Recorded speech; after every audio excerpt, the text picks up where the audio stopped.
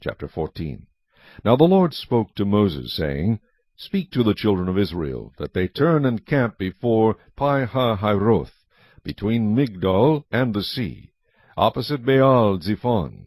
You shall camp before it by the sea. For Pharaoh will say of the children of Israel, They are bewildered by the land, the wilderness has closed them in. Then I will harden Pharaoh's heart, so that he will pursue them, and I will gain honor over Pharaoh and over all his army, that the Egyptians may know that I am the Lord. And they did so.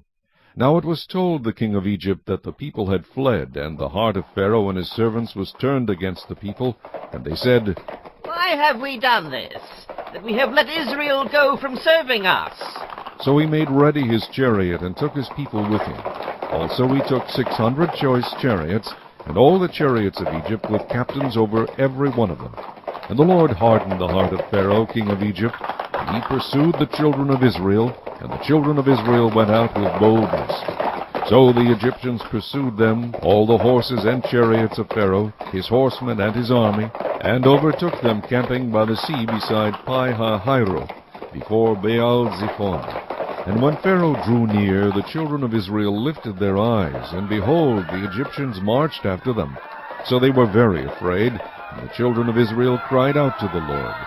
Then they said to Moses, Because there were no graves in Egypt, have you taken us away to die in the wilderness? Why have you so dealt with us to bring us up out of Egypt?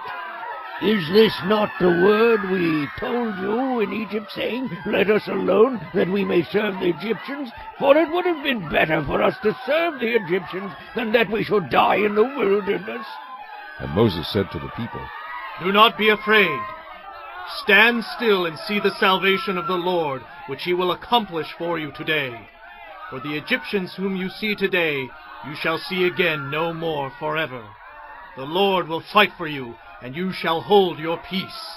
And the Lord said to Moses, Why do you cry to me? Tell the children of Israel to go forward.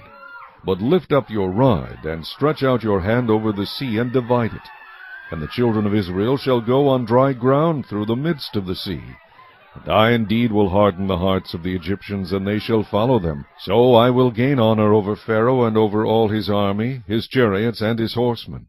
Then the Egyptians shall know that I am the Lord, when I have gained honor for myself over Pharaoh, his chariots, and his horsemen.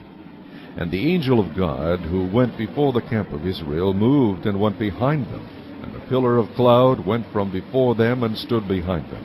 So it came between the camp of the Egyptians and the camp of Israel.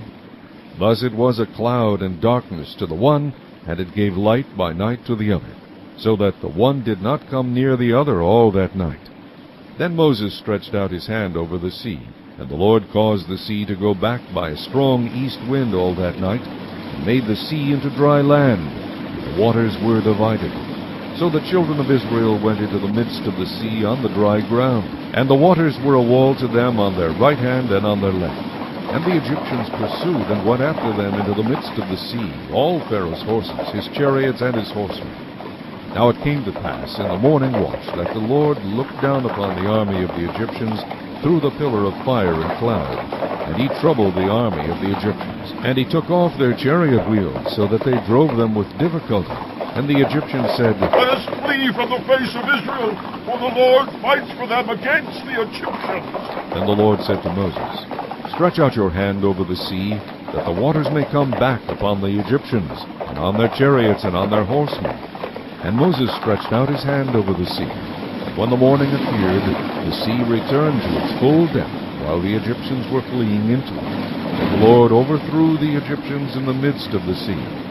Then the waters returned and covered the chariots, the horsemen, and all the army of Pharaoh that came into the sea after them. Not so much as one of them remained. But the children of Israel had walked on dry land in the midst of the sea, and the waters were a wall to them on their right hand and on their left. So the Lord saved Israel that day out of the hand of the Egyptians. And Israel saw the Egyptians dead on the seashore.